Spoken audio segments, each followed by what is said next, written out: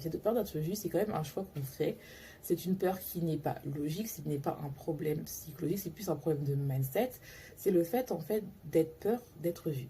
Fear of being seen. C'est vraiment cette peur-là de se dire que j'ai peur de ce que les gens vont percevoir de moi, la peur d'être jugé, la peur de l'échec, la peur du rejet. C'est tout un mélange. Et donc, c'est pour ça que ça t'empêche, en fait, de faire des vidéos de toi, parce que peut-être t'as honte de toi. Mais en vrai de vrai, c'est parce qu'en fait, tu as peur que les personnes que tu connaisses ne te valident pas. Tu as cette recherche de validation extérieure qui te permet en fait de te dire que cette peur d'être vu, en fait, c'est vraiment un blocage.